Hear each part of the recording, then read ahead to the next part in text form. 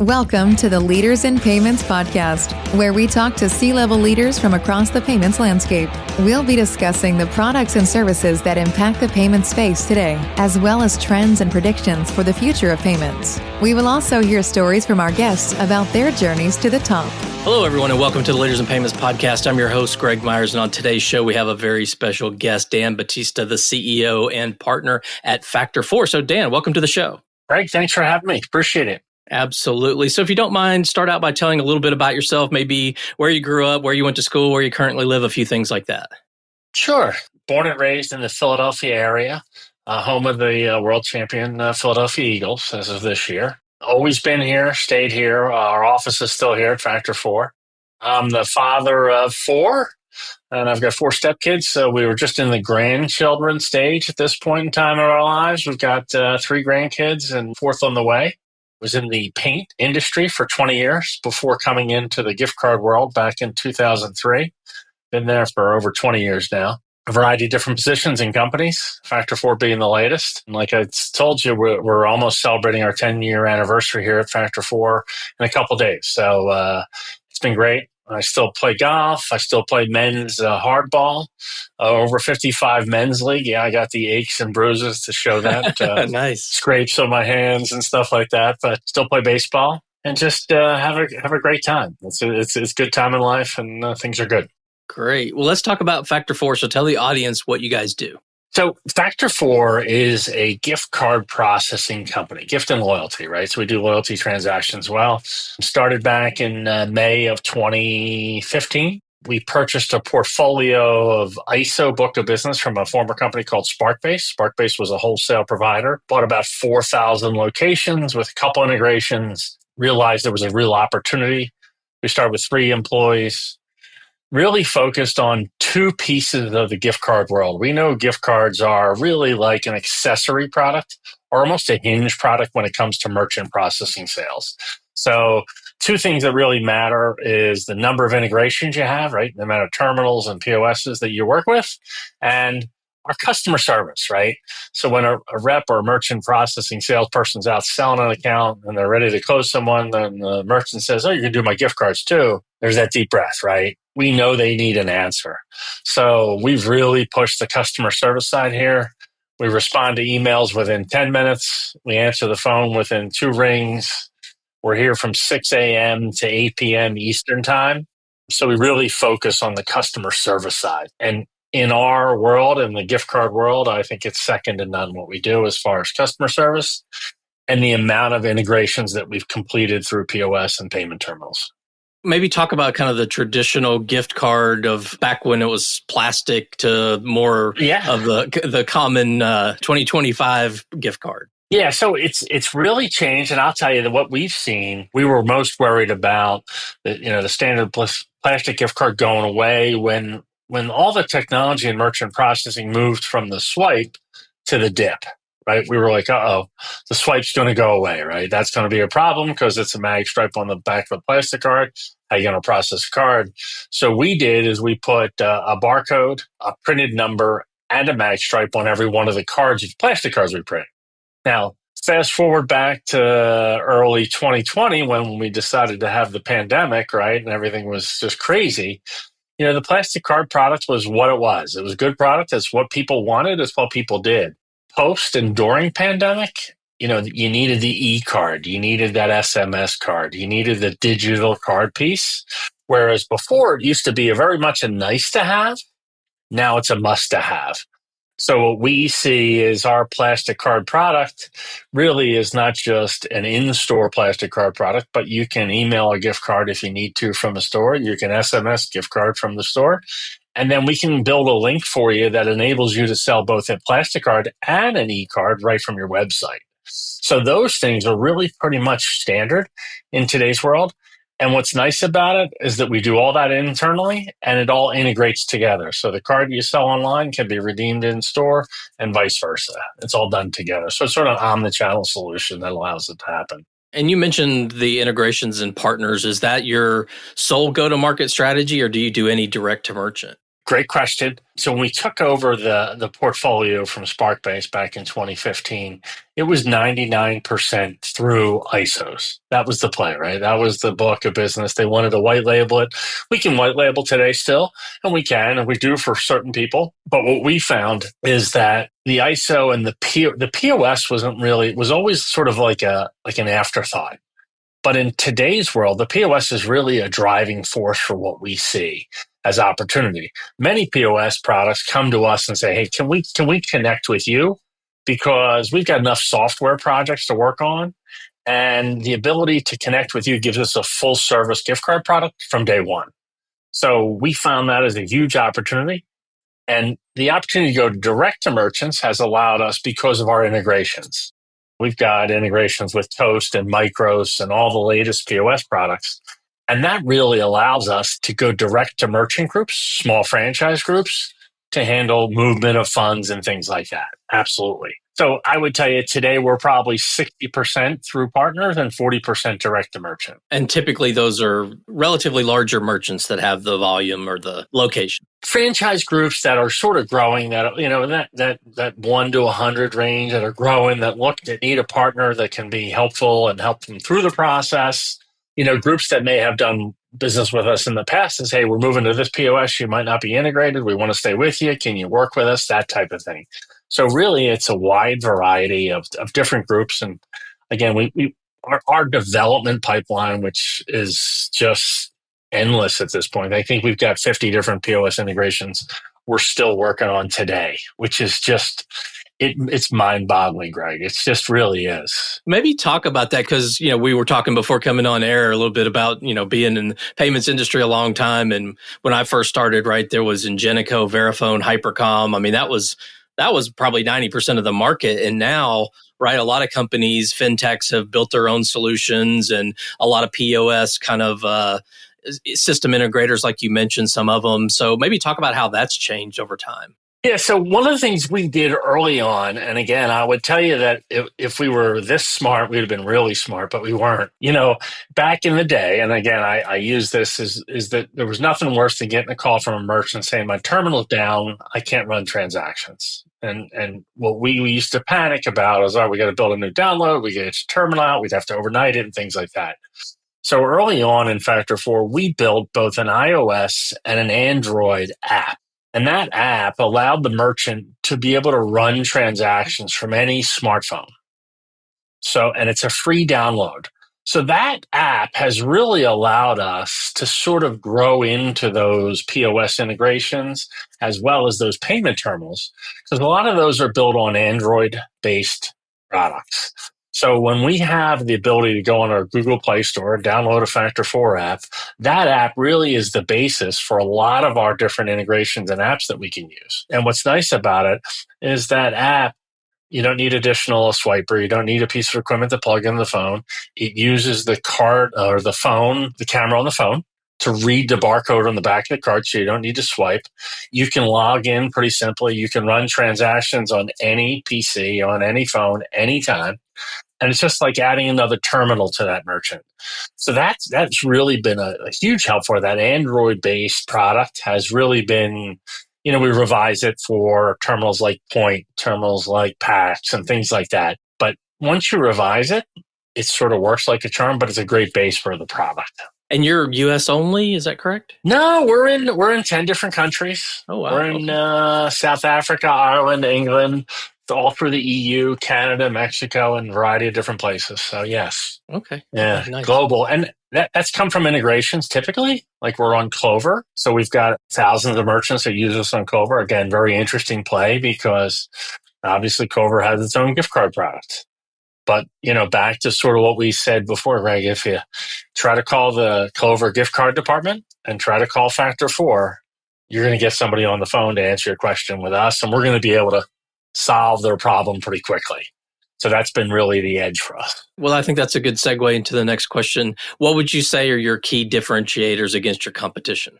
Yeah. And again, it really, thinking about this, about what we did was when we took over this company, we knew that there was a need for a customer service piece, right? Because Most of our competitors are owned by merchant processors, right? Because they own their own gift card product. We go back to Chase Payment Tech, to GiveX's, all the value techs, all of our competitors are owned by a processor. So the typical residual on a gift card product is about 1/10 what it is on a merchant sales product. So that product in the merchant processing world doesn't get a lot of investment. Well, in Factor4's world, that's all we sell is gift and loyalty. So it gets 100% of our investment. That's the nice part about it. So our integration list is second to none. So we can run a transaction. We can have a group of merchants that have a Clover, have a Micros, and have a Toast POS. And they can run transactions across all those POSs. Those transactions across POS. So that's one of the big differentiators for us. And the other piece, Greg, by far is our customer service. Our ability to solve a problem or to get somebody set up and, hey, listen, I need this merchant set up in an hour. We can do that for you. And, our ability, we print some cards in-house. We can turn things around. We can solve a problem that just helps that merchant processing salesperson make it a lot easier for them. Well, I want to go back to the product for a second because you've mentioned loyalty a couple of times. So maybe for the audience that may be, unclear on what you mean by loyalty, can you explain how maybe that's a little different than gift card or what the two are? So yeah, loyalty is a great product. Loyalty is one of those products that really became, one of those items that people really need after the pandemic. Because when pandemic hit, most of the merchants didn't know who their customers were. Right? They needed to get in contact with that customer and say, hey, listen, we're still open. We're often dining outside and things like that. So loyalty became a product where they really need to understand who their customer was, how often they were in there, what they were spending. So in our world, loyalty is a way to really help manage that CRM for that merchant so they know who their customer is. Typically a custom product, right? So something to say, a loyalty product for a coffee shop is not the same as a loyalty product for a furniture store.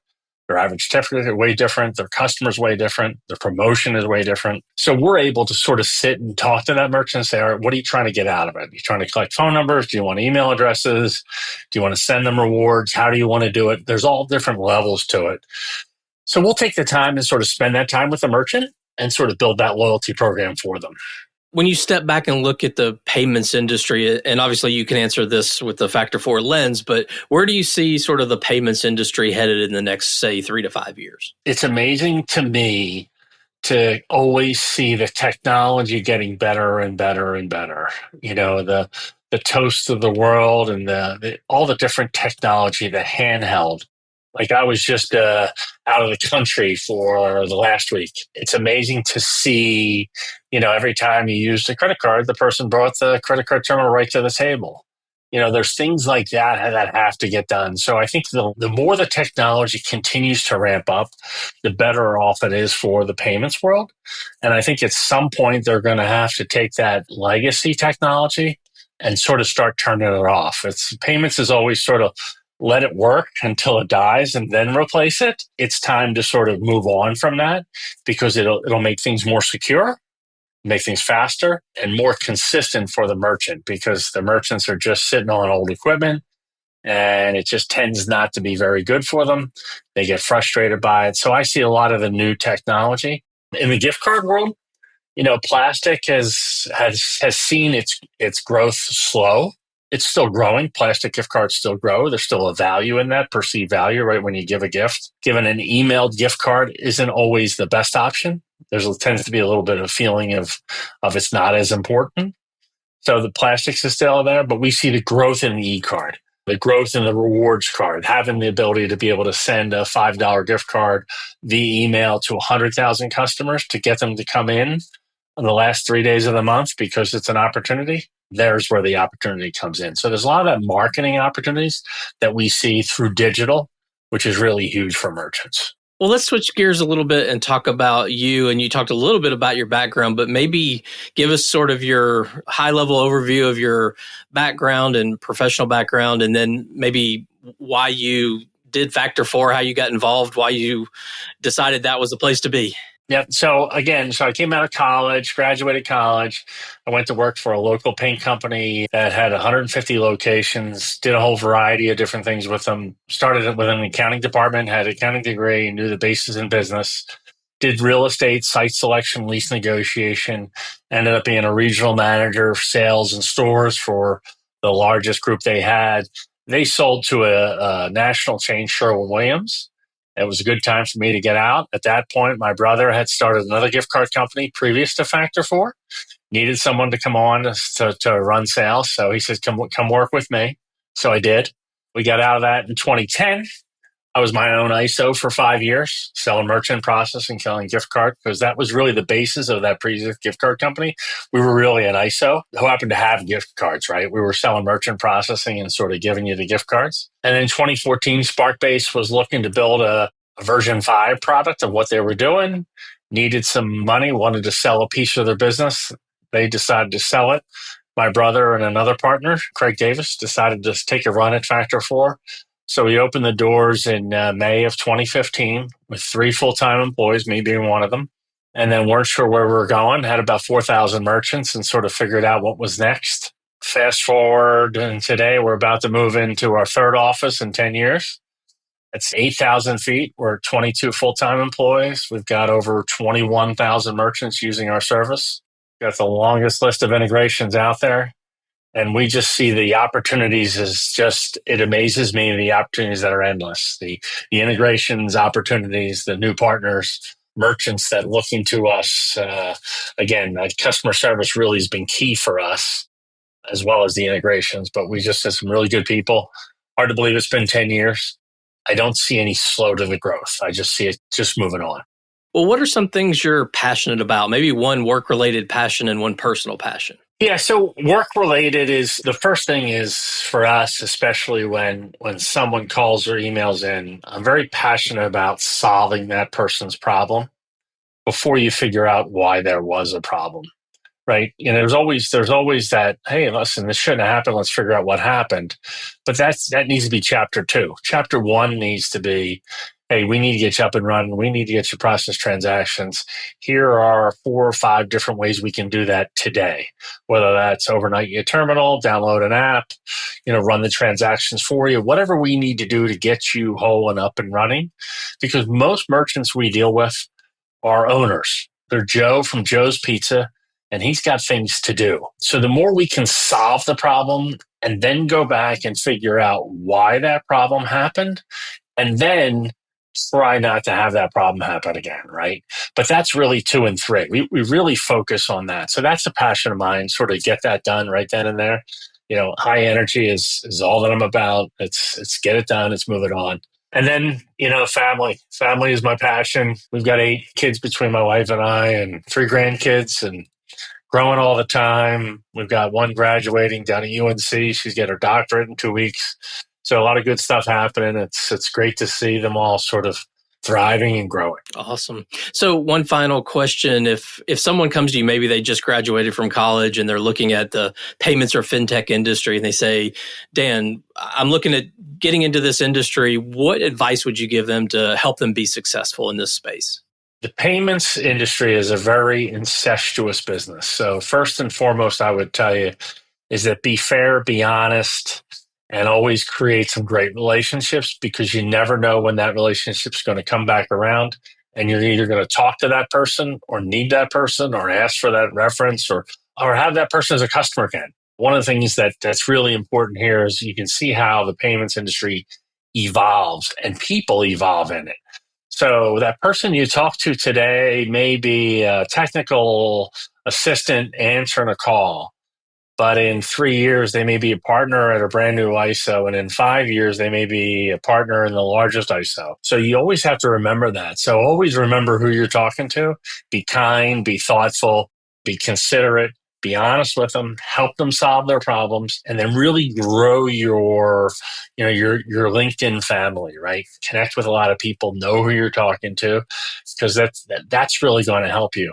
And the second thing, the opportunity in payments is huge. It always will be. As much as you hear the big people, Stripe and Square and all that stuff, there's nothing that beats a handshake, a phone call, a face-to-face meeting. That's simply never going to go away. People are always going to want that. There's that relationship that you can build.